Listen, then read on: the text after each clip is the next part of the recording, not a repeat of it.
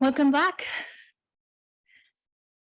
Well, before I introduce the speakers of this panel, I think that there's an in-house announcement. Laura.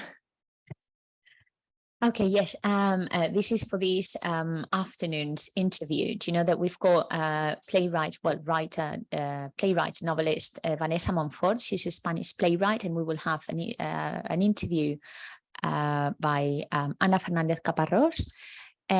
This would be in Spanish, but we've got an interpreter in English as well for the English-speaking audience. So bear with us in the afternoon, because you will. I think you will enjoy the last part of the sessions. That was it. Thank you. Thank you. Well, I have to say that I am really excited and humbled at the same time to be introducing these two wonderful women scholars, role models, etc. So thank you very much for joining us today. Our first speaker is going to be Dr. Monrós-Gaspar.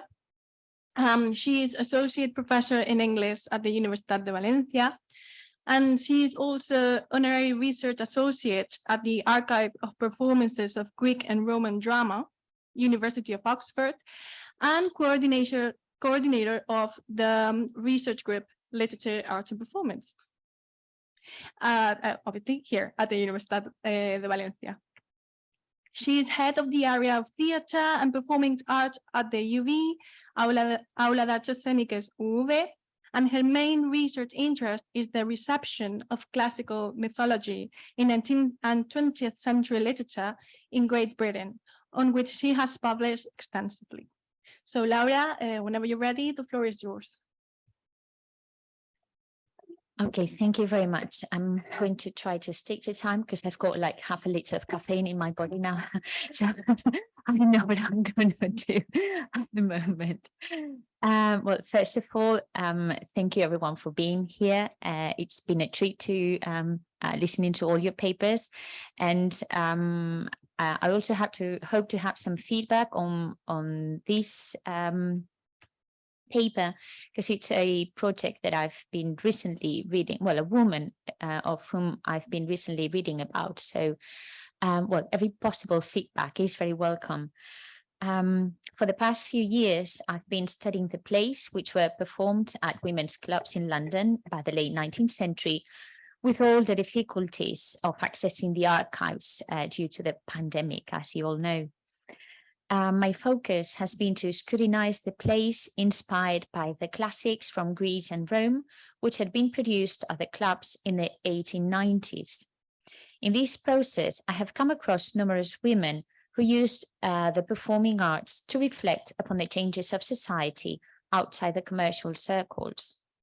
My aim has been to contribute to Kate Newey's research on what Catherine Burroughs claims to be, and I think we've mentioned this quotation in the past, we've heard it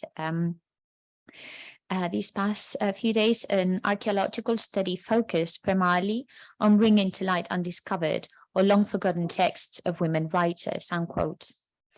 I have not narrowed my research only on the texts written by women, but also on the plays produced and performed by women on topics which appeal to women in women context because of the women clubs. In my analysis, I do not mean to argue that there is a specific dramatic school for and by women throughout the 19th century in these women's clubs, but to add to another layer to the gender-specific reasons for the invisibility of women in the theatre history of the 19th century, which have been inspected by well-known scholars, as you know, Noe, Davies, Farkas, Norwood, and others. For this purpose, in my paper today, I scrutinize Emily Caroline Langton Massingbird, not as an eminent campaigner of women's rights, for which she is usually known, but as an actress manager and active sponsor of the performing arts in the women's clubs of the 19th century. This work is within the umbrella of the project, which, as you know, funds this conference and has been selected as a hinge between the two chronological areas under scrutiny, the 19th century and its afterlives in the 20th and the 21st centuries. And this should be working, and I don't know why it's not working. Okay. Oh, there we are. Thank you. And this is it. The cultural agenda of women's clubs of the late years of the 19th century has seldom, if ever, been addressed to except in passing by the academia, for example, in Duggan and Gordon. Nonetheless, a closer look at the at-homes, meetings, debates, and evening entertainments organized and sponsored by the clubs uncovers a rich and exciting cultural hub which contributed to the social and cultural debates at the turn of a century in London. Far from being an alternative city for ladies, as Álvarez Lombardero and Evans have argued, I believe that the engagement of the most liberal of women's clubs in the performing arts illustrate that they promoted links between the progressive minds of the turn of the century, both men and women, who later influenced the development of British theatre into the 20th century. And here you've got a map which is published in Álvarez Lombardero's article on the architecture of London, and it covers most of all the most well-known women's clubs of the century, and indeed it was a network. But, well, I believe it was not an alternative network, but a network which contributed or highly contributed to the cultural life of the city. Emily Caroline Massingberd was the eldest daughter. One of the minds that participated in this network was Emily Caroline Massingberd, and she was the eldest daughter of Charles Lanton Massingberd and Harriet Ann Lanford of Gunby Hall. And you've got a picture of the family here of the late part of the century. In 1868, Emily married her second cousin, Edmund Langton, with whom she had 3 daughters, Mildred, Mary, and Diana, and 1 son, Stephen. Langton was a disciple of John Stuart Mill, so it is very likely that the two discussed the advanced social and political views within their marriage. Massingbird's progressive ideas marked her life, which is reflected in her engagement with various charities and associations, which include the Pioneer Club. Langton died in 1875, and when Massingbird's father died in 1887, she inherited Gunby Hall and adopted her maiden name for her and for her children by royal license. Emily Massingberd spent part of her life in Bournemouth, first with her husband and then with her friend Agnes Mangles, Lady Chapman, with whom she produced amateur theatricals. Despite Massingbird's active role for the woman question, full details of her life are scant and dispersed in various indirect sources, and this is so far in my research. This is what I've found so far. For example, newspaper cuttings, personal letters through the family relations with the Lushingtons and the Darwins, and general accounts of the Pioneer Club. The Oxford Dictionary of National Biography addresses her, and I quote, musical, artistic, and dramatic talents, yet not a single specific section of the entry deals with her direct involvement with the performing arts. To analyze Massingbird's involvement in the performing arts in women's clubs, I shall first address how they became an essential part of her cultural life. Even if there is scant information on Massingbird's early years, we may easily assume that she must have been highly influenced by the cultural interests of her father, a talented musician and artist who consolidated the reputation and name of the family in Gunby Hall. A sneak peek at the hall's music room, which was decorated as it remains today in 1898 by Diana Massingberd, one of her daughters, and an ample library collected between the 17th and the early 18th centuries, provides hints of the social and cultural life of the family. Massingbird's father, Charles Lanton Massingberd, was presented to Queen Victoria by Prince Esterhazy, the Austrian ambassador, while he was an officer in the Austrian service. When he settled as a gentleman, he participated in various amateur theatricals and concerts in the provinces, gaining a reputation as a tenor. And I've got a list of them here, but just for the sake of time, I'm just going to address to these in general. Some of his performances were supported by professional actors and actresses, such as Julia Hartgood or even a Mrs. Lemon Reed, probably the actress Sarah Cook. His involvement in local recitals and concerts is also recorded in the press of the time. Surrounded by such an active cultural life, it is no surprise that when Emily Massingberd had the means and the independence to follow her own path, she decided to include music and the performing arts in her personal endeavors. Also, that she infused the same passion in her daughters, with whom she arranged concerts and recitals. The Massingberd women played and sung at the meetings of the British Women Temperance Association and in aid of other charities and institutions. For example, in 1891, they offered a drawing room entertainment together with Mrs. Lushington and other performers, which included a concert and a reading of Bulwer Lytton's Money by Massingberd and her daughter Diana for the British Women Temperance Association. The duologue must have been one of Massingberd's fortes, as in 1893 she performed it again with Miss Bourne before the audience of the Temperance Society and its weekly Saturday concert in the Corn Exchange in Lincoln. This was not the first nor the only time that the Massingberd women were involved in a concert and performance with the Lushington, close friends of the family and talented musicians. Perhaps the most Diana Massingberd, who had taken the place of Kitten Lushington after her marriage in the family musicals, also joined the sister Margaret and Susan in perhaps the most relevant of their collaboration, which is when they played the music for Aristophanes' Frogs under the composer's direction in the Oxford University Drama Society 1892 production.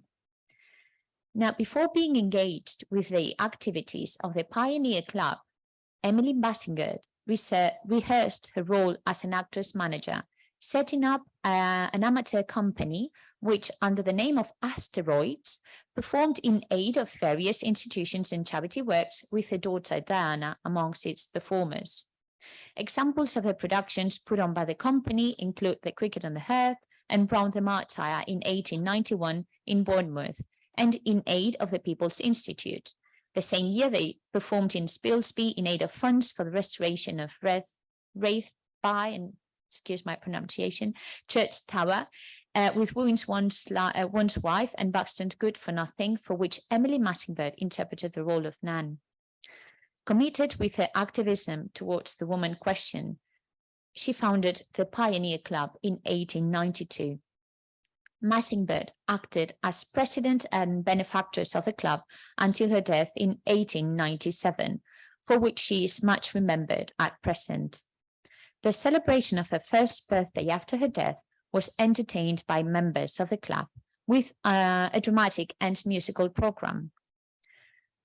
The club served as a refuge for women, mostly middle class and usually associated with the New Woman movement, to enjoy, and I'll quote, social intercourse and artistic surroundings, unquote. The members of the club, in Massingberd's words, were, I'll quote again, of all creeds and politics, of different professions and of no professions, although most of us, them, do something, but united together in the desire to promote the advancement of women's interests, unquote. And I've got some illustrations of the activities of the women's clubs published in the of the Pioneer Club in here. A report published in Shafts acknowledges how, and I'll quote again, among the women who are active and honored members of this club, we have doctors, lawyers, accountants, dressmakers, telegraphists, journalists, lecturers, writers, teachers, artists, singers, actresses, nurses, shopkeepers, pharmacists, women of all work, and I don't know what besides, unquote. Massingbird's own political interests in temperance, vivisection, and other progressive causes were mirrored in the ideological agenda of the club, just as the performing arts were. An obituary published in Shafts after her death highlights how she, I'll quote again, possessed great histrionic ability, unquote, which was manifested in the amateur and charity performances in which she collaborated. Massingbird's predilection for theatre was reflected in a variety of activities, either organized or sponsored by the club, which ranged among debates, dramatic readings, and performances, which not only aimed at entertaining the audiences, but also at promoting the participation of women in topical issues. She set a dramatic society for reading plays with meetings once a fortnight, and also established, I'll quote, a dramatic class, unquote, in connection with a club of which she was head and instructor. Emily Massingbird participated with her daughters in activities organized by the Dramatic Society, and in 1894, they performed together with other members of the club William Shakespeare's The Tempest to an audience of club members. Massingbird was a member of the Shakespeare Reading Society, which occasionally met at the Somerville Club under the presidency of William Paul. Links between Paul and Massingbird strengthened through the Pioneer Club. She became a founding member of the Elizabethan Stage Society, established by Paul in 1894, which revolutionized modern Shakespeare productions in contrast with the mainstream performances by Herbert Beaumontree and Henry Irving. 1 year after the establishment of the association, Paul participated in a debate at the club entitled Shakespeare Past and Present, where, and I'll quote again, he showed how different were the stage equipments in past days, and how therefore the whole attention of the audience was concentrated upon the play and the players, unquote. Yet his relationship with the club was not limited to discussion, as it was a relevant focus for him to practice his didactism with its members through his supervision of their plays. For example, as part of the more ambitious and higher entertainments of the club, which included recitals and musical evenings, he directed King Lear in December 1893, which was performed by both amateur and professional pioneers at the club's drawing room, with Massingbird as Poor Tom. The performance was included within the various entertainments for club members to celebrate the Christmas season, among which there was also an evening in which club members demonstrated their accomplishments in the club's drawing room by recitation, singing, or sharing, I'll quote, a ghostly, instructive, or comical story to their fellow members.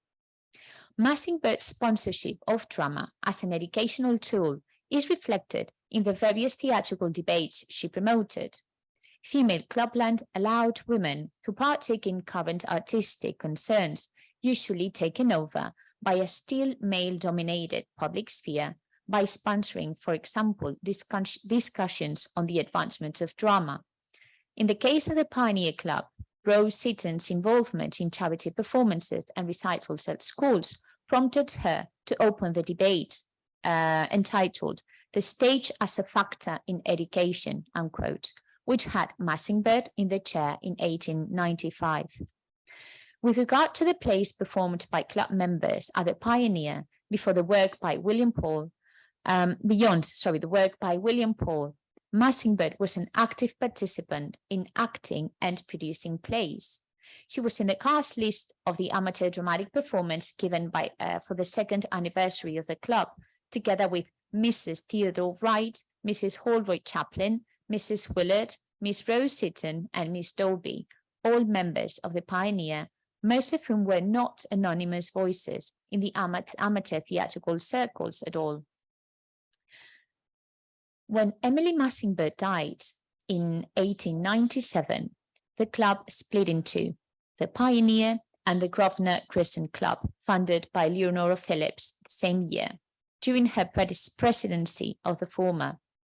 The Grosvenor Crescent Club soon became, again, an epicenter for female intellectuals, who were able to discuss the innovations of the stage at the turn of the century with J.T. Crane, William Archer, and Gertrude Kingston among its participants, together with Mrs. Theodore Wright, a close ally in Massingbird's theatrical adventures and active member of the Actresses Franchise League, founded in 1908. Mrs. Theodore Wright was much involved, as we know, in the women's suffrage movement and promoted performances and recitals to sponsor the cause. Due to the time constraints, I've not been able to present all records that I have gathered related with Emily Massingbird's active engagement with the performing arts in the late years of the century. However, various inexorable conclusions may be drawn from the data that I have presented so far. First, Emily Massingbird adds to the many female cultured minds who have been lately discovered by Bratton, Davies, Nui, Norwood, and others who contributed to the rich theatrical texture of the 19th century. Second, if we consider the links between women's clubs, the AFL, and the suffragette drama, we may safely argue that their work indirectly contributed to the theatrical texture which prompted the development of the theatre industry by the late 19th century. Third, as a distinguished member of the Massingbird family, unveiling her cultural life means unveiling a whole network of cultural patrons of the Massingbird family who were inspired by her work. And I've mentioned her daughter Diana, but actually there were the three daughters and also her son very much involved in the performing arts and the musical life of the period. So in this sense, she chimes in with a long list of women whose work, as Bratton argues, has been overshadowed by male-centered theatrical sagas and needs to be recovered by a feminist-centered history of theatre, which, I quote from Bratton, may tell us how theatre families themselves have used and valued their history, but also perhaps reveal more important people and patterns which have been missed by the more orthodox tracing of dramatic links and literary precedents, unquote. All in all, a sneak peek into the life of Emily Massingbird reveals a vivid and bright mind whose theatrical persona has been ghosted in the history of the 19th century by her political persona, and by theatre history, which luckily has worked over the past decades to discover hidden labyrinths of women's history. Thank you so much.